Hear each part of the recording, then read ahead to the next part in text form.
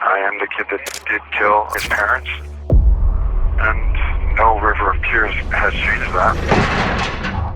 Separated by decades and vastly different circumstances, two pairs of brothers committed horrific acts against their own families. You stabbed your mom? Yeah, but she was walking away. Where did you stab her? I took the door from behind and caught a whole bite.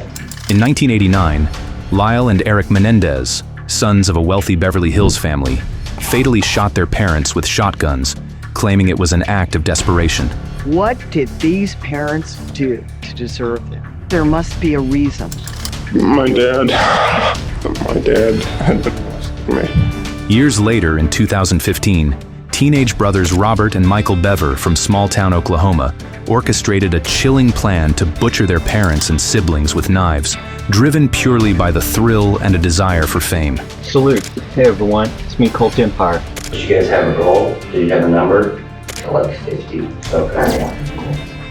You just wanted to be famous. What did you want? Both cases profoundly shocked the nation, but the Bever brothers' rampage was even more extensive. They not only murdered their parents, but also 3 of their siblings. Comparing these two crimes side by side raises a disturbing question.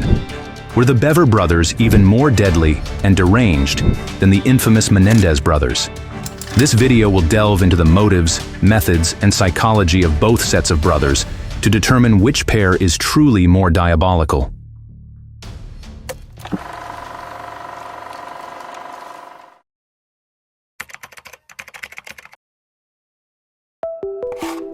The Menendez brothers, Lyle and Eric, grew up in immense wealth due to their father, Jose, a self-made entertainment executive. Jose, an overbearing and strict patriarch, pushed them relentlessly in sports, especially tennis, never finding their achievements satisfactory. Their mother was Mary Louise Kitty Anderson, a former beauty queen. Behind their glittering success, the Menendez family harbored a disturbing secret. In court, the Menendez brothers painted a grim picture of their upbringing, alleging years of emotional, physical, and sexual abuse by their parents. He would take photographs of us. And would he have you come in and pose for these photographs? How would that happen? I would just, if we were in the showers or bathtub or changing. If you don't ask, my dad had been molesting me. And did you want something from your brother? Is that why you told him? I wanted to stop him. Were you seeking help from your brother? Yes. This revelation, that a mansion of privilege concealed such a hellish existence, stunned the nation. On the other hand, Robert and Michael Bever's upbringing in Broken Arrow, Oklahoma, was markedly different. They were part of a large family of 7 children, aged 2 to 18, living in an isolated world. Their parents, David and April Bever, maintained a strict and small-minded household. The Bever children were homeschooled and prohibited from interacting with peers or forming friendships outside the family. Neighbors described the Bevers as reclusive. The children were never seen playing outdoors or participating in community events. The Bever brothers, unlike the outwardly social Menendez brothers who participated in sports, were withdrawn and socially awkward. Robert, the eldest, had no school friends or public life, spending countless hours online. There, he explored the darkest subcultures, developing an obsession with mass killers and serial murderers. In secret late-night conversations, Robert and Michael connected over these morbid fascinations. So, because you mentioned a couple names, are those like serial killers or something? What, like Columbine? Yeah. Columbine and James Egan Holmes. James Egan Holmes is a guy that shot up the theater. In Colorado? Yeah, he killed 12 and wow. How many were killed in Columbine? Columbine, I don't know, like 15. Okay. I think. So did you guys have a goal? Did you have a number? He just wanted, I think he wanted to kill like 50. Okay. Yeah. While familial abuse and fear shaped the Menendez brothers' inner world, the Bever brothers' inner world was steeped in violent ideology and delusions of grandeur.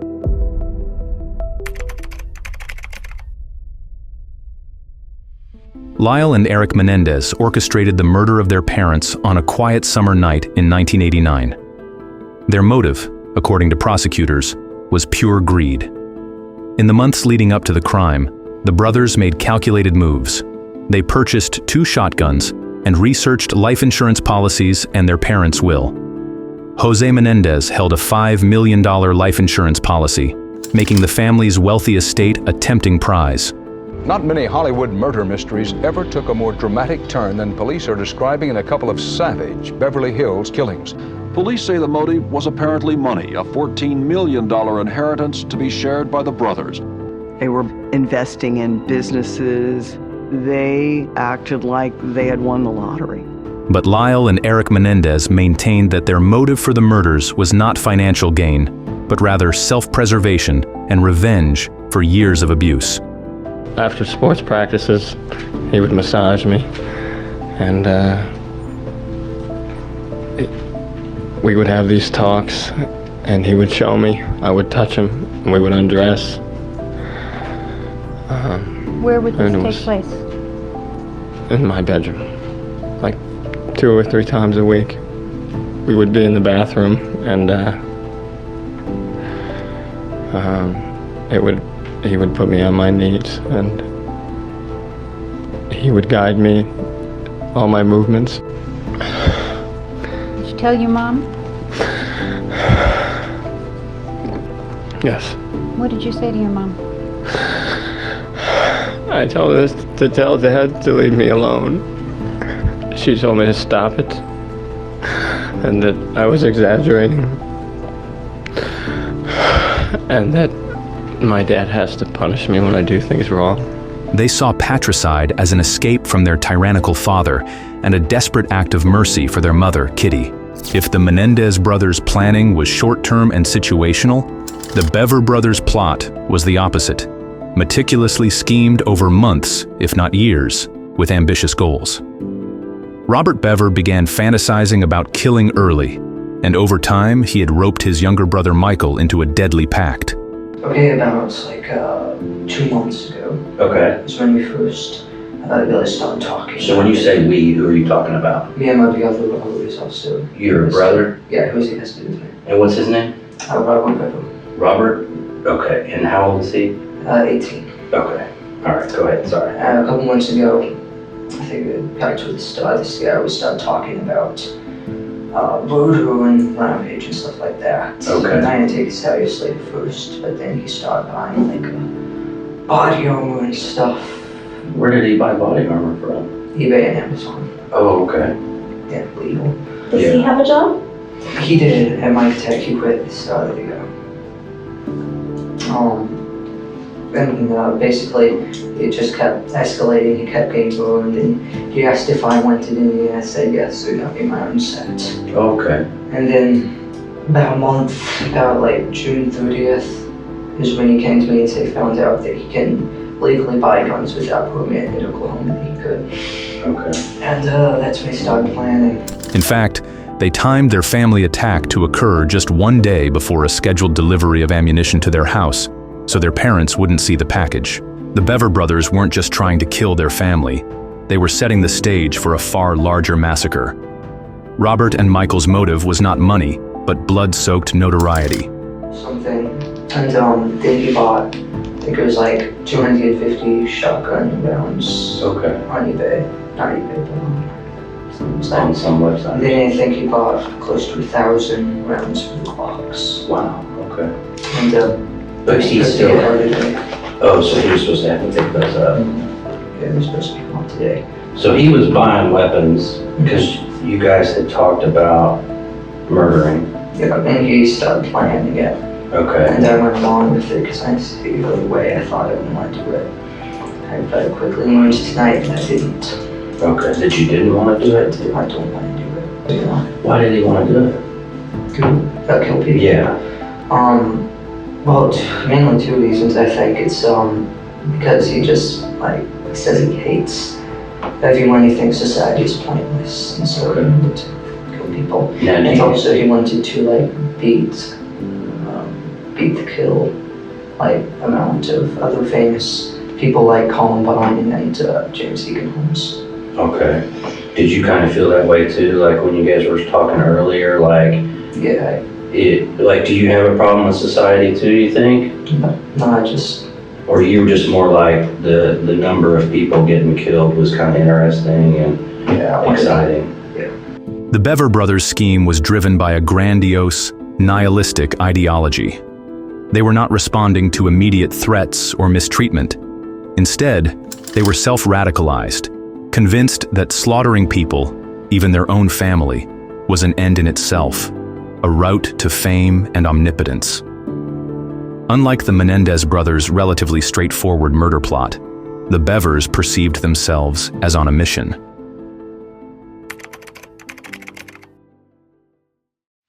July 22, 2015, around 11:30 p.m. marked the gruesome commencement of the Bever brothers' killing spree in their quiet suburban Broken Arrow home. 18-year-old Robert and 16-year-old Michael initiated their horrific plan, armed with an arsenal of hunting knives and combat daggers. Their first victim was their 13-year-old sister, Crystal. Michael lured her to his bedroom under the guise of showing her something on the computer. As Crystal looked at the screen, Robert ambushed her, covering her mouth and slashing her throat. However, Crystal's ferocious struggle and terrified screams shattered the brothers' illusion of a silent execution. Robert continued to stab her in the abdomen and arms as she fought back. Hearing the commotion, April Bever, the boy's 44-year-old mother, rushed out of her room, and what she encountered was beyond any parent's worst nightmare: one son attacking her daughter with a knife. You stabbed him off? Yeah, I got it when she was walking away. I just had to go for the neck, but... Where did you stab her? I just had to go from behind and cut her back. Did you cut her? I think so, yeah. I stabbed someone. Who did you stab? My younger brother, Christopher. Christopher? How old's Christopher? 9, I think. What did you stab him with? My knife. What's your knife look like? It's green, kind of like camouflage, honestly. On where your hand goes or where the blade is? It's camouflage? Yeah, it's all camouflage. Oh, the whole thing? Yeah. How big is it? Show me how big it is. I think it's about this big. Okay. Mandible. So what was Christopher doing when you stabbed him? He was laying on the bathroom floor. Robert was also stabbing, and Robert asked me to go over and help him. So I stabbed Christopher, and then... Where did you stab him? Side of the neck. Really? Okay. You okay? Yeah. You okay? Let me know if you need a break or anything, okay? I'm good. So was Christopher still alive when you stabbed him? Yes. What was he saying and doing? He was just screaming. Screaming. Did you say he was in the bathroom? Yeah, I was next to the toilet. So was the plan to use the knives at first on the family? Use the knives. Because the guns weren't going to be here till later on? Yeah, and the guns would be too loud. Oh, I see. So, going to use the knives on the family, which obviously did not go as planned. Yeah. Thank God. Yeah. I just hope nobody saw it my man. Like, we didn't put more people out there. Yeah. So then you picked a date, you said? Yeah, which was yesterday night. It was a good date. Did you pick a time and everything? Yep, midnight when most everyone was in bed except for Mom. So how did you guys know? He just came and got you, or you got him, or what you guys do? We were hanging out, that's good waiting. Okay, and so... How'd you pick the date? We're evolving on with the packages and stuff we have. Because, all the ammunition, he didn't want them to see that. So we killed him the day before the ammunition got held, the day after we moved. At some point, amid the carnage, 12-year-old Daniel realized what was happening. Daniel managed to lock himself in a bathroom with a phone and dialed 911, his hands trembling. In a quavering whisper to the dispatcher, Daniel pleaded for help. Broken Arrow 911. Hello? Oh. Hi, where are you at? Broken Arrow, Oklahoma 7411. What address? 700 Magnolia Court. Okay. Are you the only one there? No, my brother's attacking my family. Your dad is attacking your family? No, my brother. He has an idea stealing me. Oh, millions of people out. Okay, who's attacking your family? What? Who's attacking your family? Yes. Who is it? Do they have... I'll call them.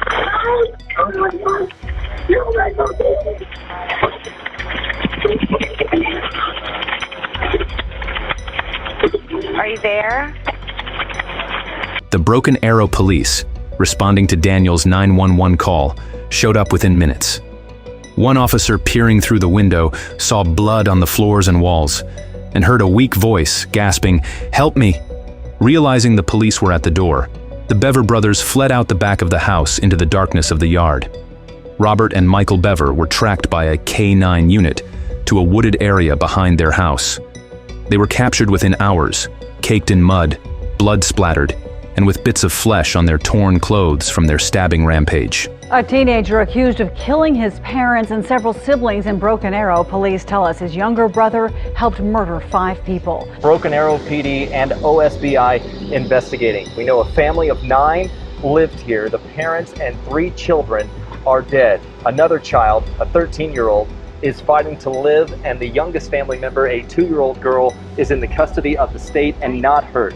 Police say the 2 other children, teenage boys, were the ones responsible for these killings. And the details of what took place last night are slowly starting to be painted today, a gruesome picture. With a starkly different approach, the Menendez brothers put their plan in motion. The evening of August 20th, 1989, unfolded chillingly at the Menendez family mansion. Jose, 45, and Kitty, 47, were relaxing in their den, watching a movie, oblivious to the horrific plan their sons had meticulously crafted. Lyle and Eric had disarmed the house alarm and just after 10 p.m. crept up behind their unsuspecting parents. Without a word of warning, the brothers unleashed a barrage of 12-gauge shotgun blasts. A total of 15 shots were fired, resulting in extreme carnage. In the immediate aftermath, the Menendez brothers put their cover story into motion. They disposed of the shotgun shells in their blood-spattered clothes, then drove off and dumped the guns on Mulholland Drive. Lyle and Eric then headed to a local movie theater, where they bought tickets to Licorice Pizza, one of the films playing, to serve as proof of an alibi, though they didn't actually watch the movie. Finally, after about an hour to let the crime scene age, they returned home and pretended to discover the massacre. Beverly Hills emergency? Yes, police. What's the problem? What's the problem? What's the problem? Someone killed my parents. Pardon me? Someone killed my parents. What? Who? Are they still there? Yes. The people... No. Were they shot? Hey, man, were they shot? Yes. They were shot? Yes. We're having to respond. What happened? Hey, stand up, I have a hysterical person on. We're trying to get screened further. Other units responding. These 2 nights of murder underscore a key difference. The Menendez brothers killed from a distance and then distanced themselves emotionally, whereas the Bever brothers killed up close and showed no emotion at all. One might expect such personal slaughter to be harder to bear, but the Bevers seemed almost energized by it.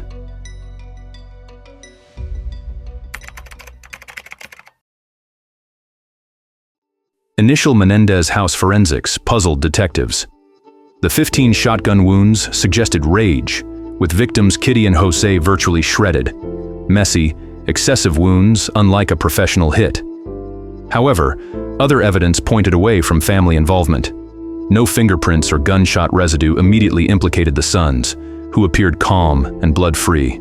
The scene was also manipulated like there was a staged break-in with a broken glass panel and strewn items. Detectives noted anomalies, though. Valuables were untouched, disorder seemed contrived, and shotgun casings and wound angles indicated 2 close-range shooters already inside, with no signs of forced entry beyond the staging.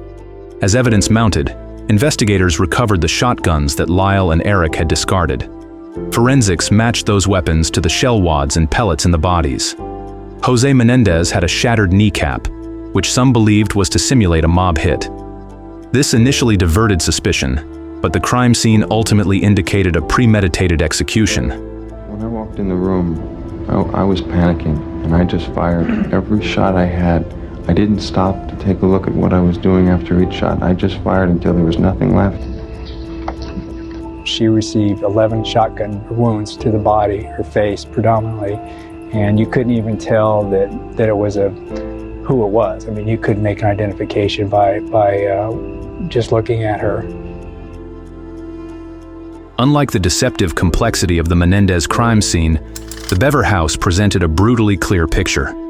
Forensic technicians described a scene out of a horror movie. The sheer ferocity of the knife attacks was evident from blood-soaked carpets, walls, and even ceilings in some rooms. Autopsies revealed that each of the 5 murder victims sustained dozens of stab wounds.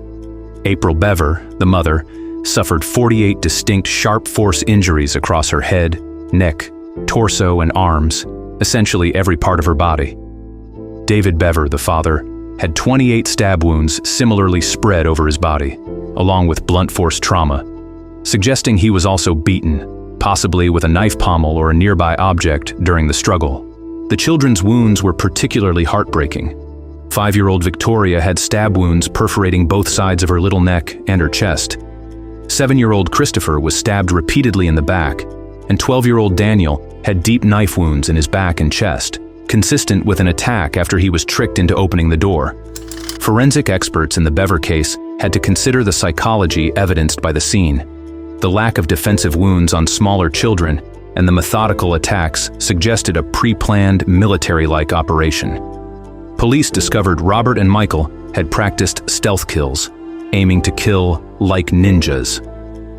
With evidence gathered, attention turned to the brothers themselves.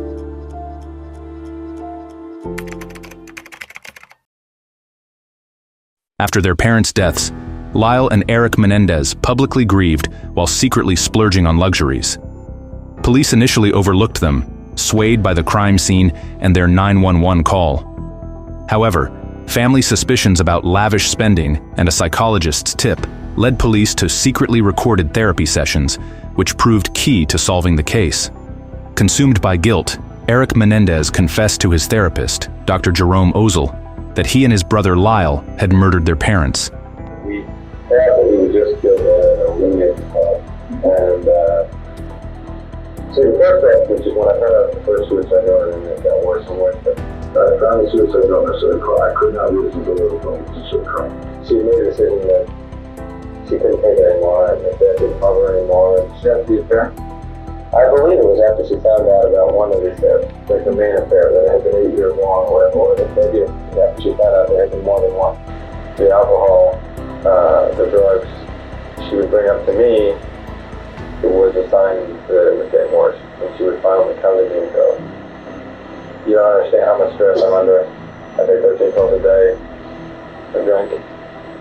That's where we sort of feel like, and that's before that we were doing her and us a favor in putting her out of her misery, really. Didn't want to get to a point where my mother killed herself and my father, we were left to deal with my father. We had to come, like I was saying before, we had to make a decision. It was one of the harder ones. It was a separation. Hey, these are the reasons my father should be killed. There's no question what he's doing is impossible to live with myself and for myself, based on what he's doing to my mother. After their arrest, Lyle and Eric's demeanor changed dramatically from the night of the killings. They were no longer sobbing boys, but calm young men.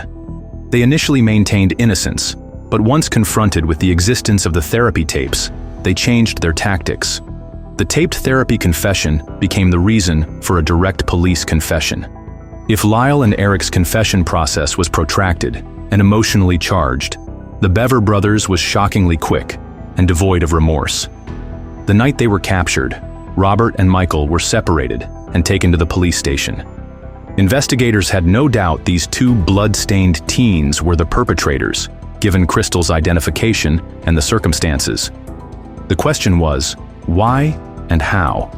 In lengthy videotaped interrogations, Robert Bever proved to be chillingly forthcoming. Do you have a problem with society too, you think? No, I just... Or you were just more like the number of people getting killed was kind of interesting and exciting? And so she fell down and started screaming. Yeah, when I kept stabbing her, I kind of freaked out because, you know, I wasn't planning on this. Were you saying anything, or, I mean? I just stood there. Okay. And then Mom came in, yelling, called the police. And then he ran over and stabbed her. Then he stabbed her? Yeah, he probably stabbed her, pushed her, flipped down the hallway, and got up and ran. Okay. She ran out the door. So she sat down at your desk, and he slit her throat, you said? Well, she was standing at my desk and Oh, came I up see. behind and slit her throat, and she fell down screaming. And then he stabbed her some more? When he was stabbing her some more, where was he stabbing her? Her neck. Oh, her neck. Her neck and Stomach, okay. And then my mom came in and she started yelling, call the police, get dad. And then he came over and started attacking her. He actually got up and ran out the front door. Wow. And once Mom was on the ground, he got up and started chasing after her. And what were you doing? Standing Did you come out in the hallway? No, I was just standing in my room. And the process, I don't know what I was doing. The interrogation phase presented two starkly different portrayals. The Menendez brothers, who meticulously controlled their narrative, and the Bever brothers, who were disturbingly forthright about their heinous acts, one relishing the details while the other passively confirmed them.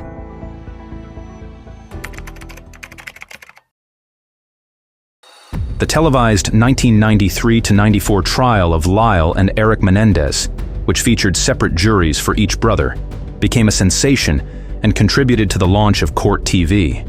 Lyle and Eric graphically recounted alleged childhood abuse, including sexual molestation by their father and neglect by their mother. Their tearful testimony, broadcast nationwide, captivated America. Two clean-cut young men claiming they feared for their lives when they shot their parents. This narrative of brutalization-induced killing was almost as shocking as the murder. Meanwhile, the prosecution dismissed their remorse as an act, emphasizing the financial motive. They meticulously detailed the brothers' lavish spending spree in the months following the murders, which included Rolex watches, sports cars, and even a restaurant. Prosecutors also pointed out that the Menendez parents' will had been altered to disinherit Lyle, potentially fueling his anger, and that the brothers were poised to inherit a substantial fortune. When the first trial ended, both juries deadlocked, unable to agree on murder versus manslaughter, essentially.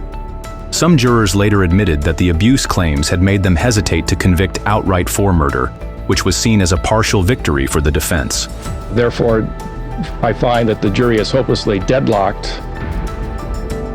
However, in the second trial, the atmosphere changed dramatically.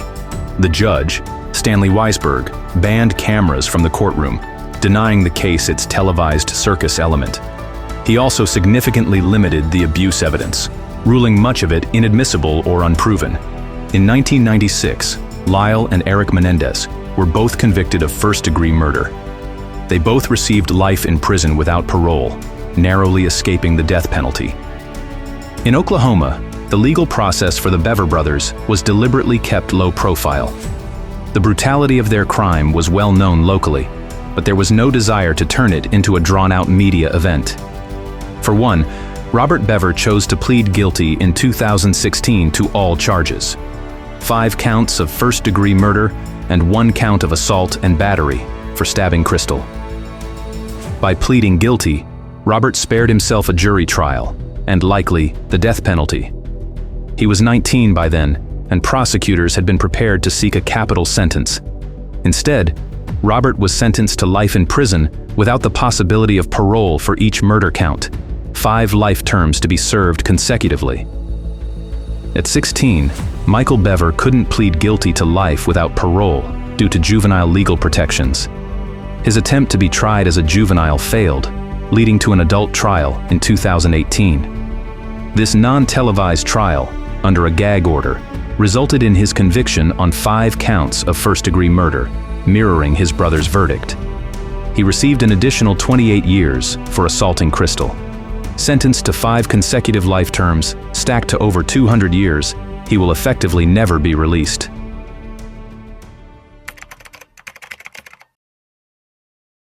Finally, we come to the ultimate question. Which pair of brothers stands as the more heinous example of fratricidal killers? Both the Menendez and Bever brothers committed incomprehensible crimes, violating natural law and human instinct by murdering their own parents, and in the Bevers' case, also siblings. However, a comparative analysis reveals one case to be significantly darker. The evidence suggests the Bever brothers were inherently more dangerous and deranged, while the Menendez brothers' lethality stemmed largely from circumstance. Consider this. It is highly improbable that the Menendez brothers would have become killers if they had been raised in a loving, functional family. Lyle and Eric were not inherently violent or cruel. Their friends did not fear them, and aside from Eric's single burglary, they showed no predisposition to crime. Their murders were specifically aimed at individuals they believed, rightly or wrongly, had made their lives intolerable. In this sense, their violence was contained. It stopped once the perceived threat was removed. Remarkably, in the 34 years since the crime, they have exhibited no violent behavior while incarcerated, earning degrees and mentoring fellow prisoners. This context does not excuse their actions, but helps to frame them.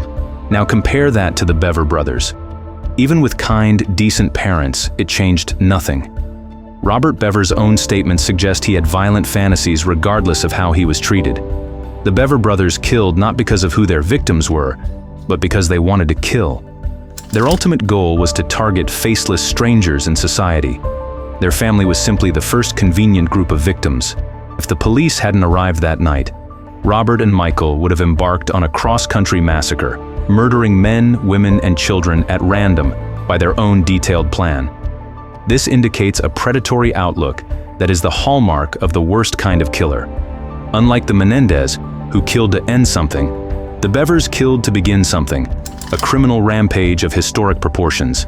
Furthermore, the Bever brothers' violence was exceptionally cruel and sadistic due to its intimacy and relish. They stabbed their family to death, feeling their warm blood, a deeply personal act unlike a distant shooting. This up-close familicide, executed with gleeful intent, revealed a depth of evil that even seasoned homicide detectives struggled to grasp. In a hypothetical moral dilemma, if one could prevent only one of these crimes, the Bever massacre might be the choice. The Bever brothers posed an ongoing threat, suggesting they would have continued to kill, while the Menendez crime, though dreadful, was an isolated event. This is perhaps the clearest practical distinction. The Menendez brothers were a threat only to their parents, whereas the Bever brothers posed a threat to society at large had they not been apprehended. So, which brothers do you think were more deranged? Let us know your thoughts in the comments, and if you made it this far in the video, please like, subscribe, and hit the notification bell. Thanks for watching.